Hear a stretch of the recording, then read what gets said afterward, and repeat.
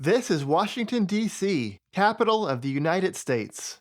If you look carefully, this city is unique and lacking something that most other American cities have. Can you tell what it is? If you said integrity as a reference to all the politicians, good one, but no. We're referring to the city's distinct lack of skyline.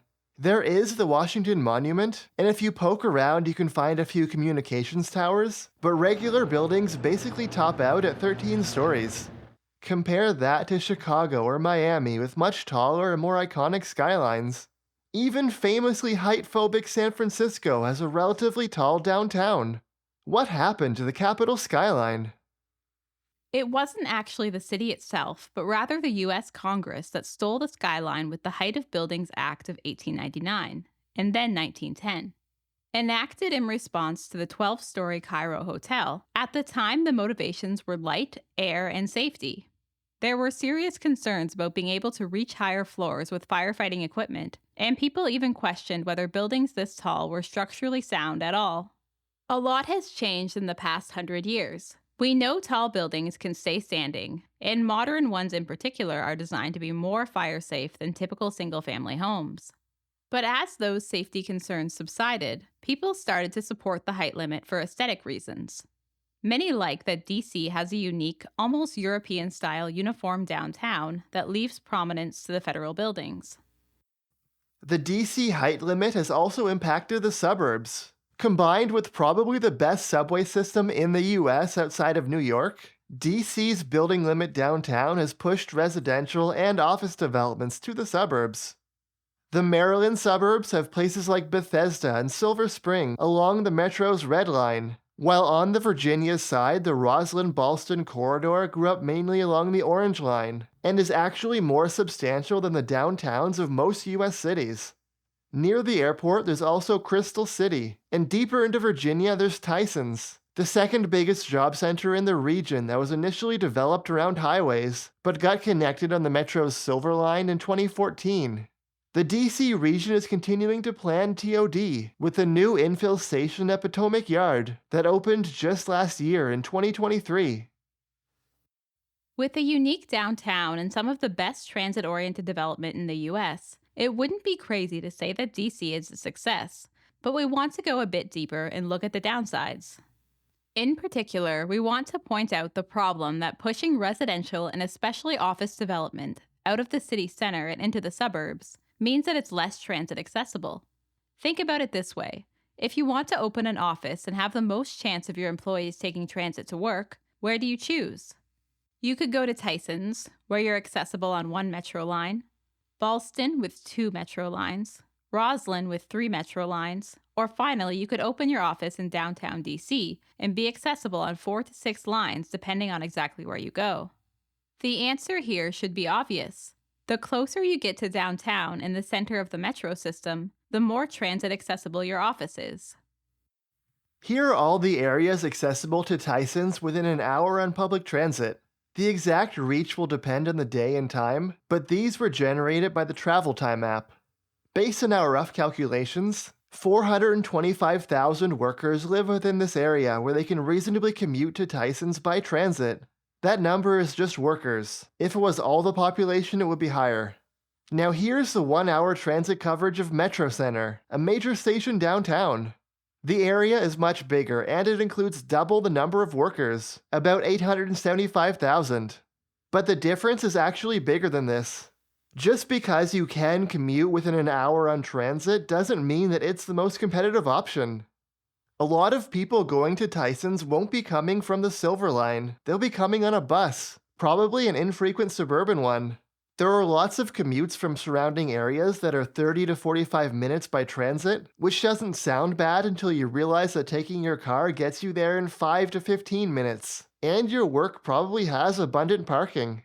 Even if you can take the metro, you might still be dealing with a 10 to 20 minute walk from the station to your work, since it's a spread out suburban environment. The convenience dynamics are flipped if you're commuting into downtown. Metro lines approach downtown from all directions, and if you live close to a station, there's a good chance it's literally faster than driving, especially during rush hour. Then there are other quality of life factors, like how your walk from the metro station to work is probably shorter and more pleasant than it would be at Tyson's. Your downtown job is also less likely to offer free and convenient parking.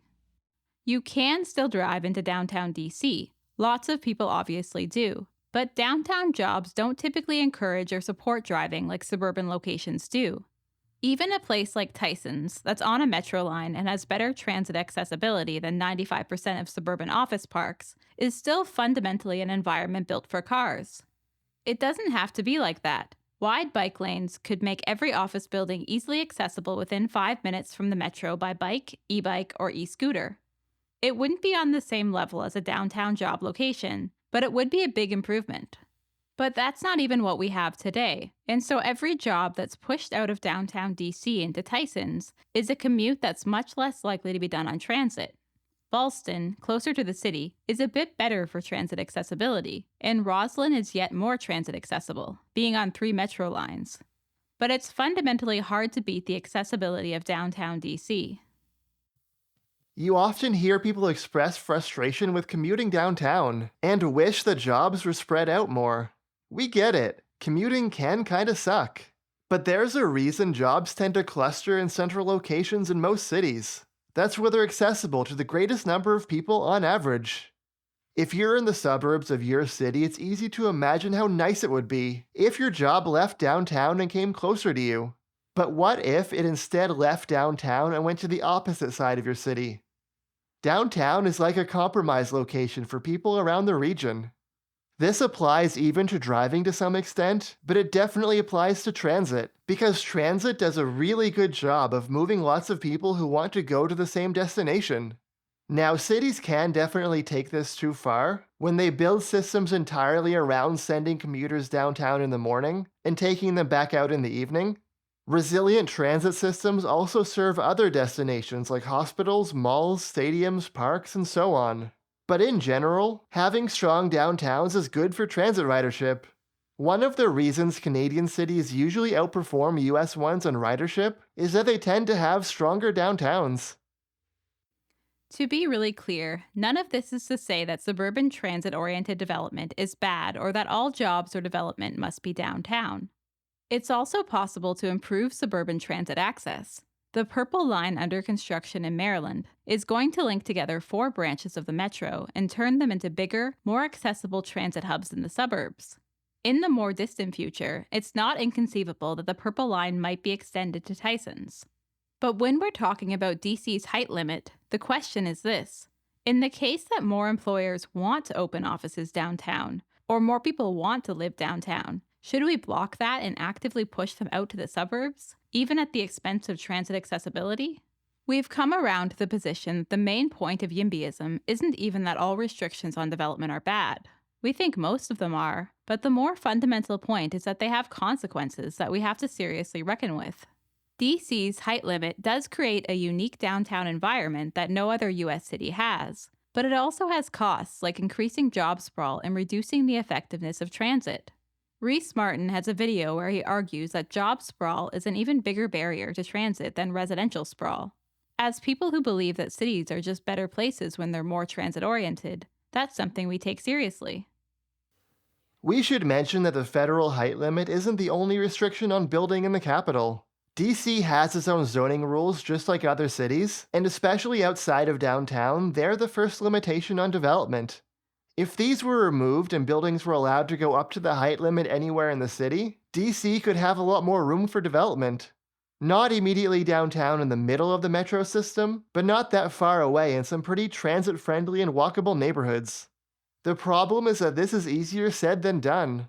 Similar to loosening the height limit, this would also be an ambitious and controversial reform. Overall, we have to say that DC's transit oriented development is a double edged sword.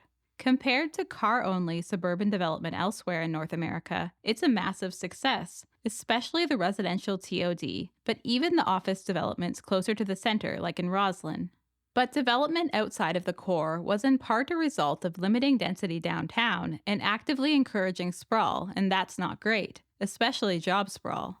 And we didn't even cover the fact that a lot of the job sprawl doesn't even end up on metro lines at all. Thanks for watching through to the end of the video. This video is partly inspired by videos and posts from Reese Martin and Alon Levy. Links to both of them in the description. Don't forget to like and subscribe. And a special thanks to our supporters on Patreon.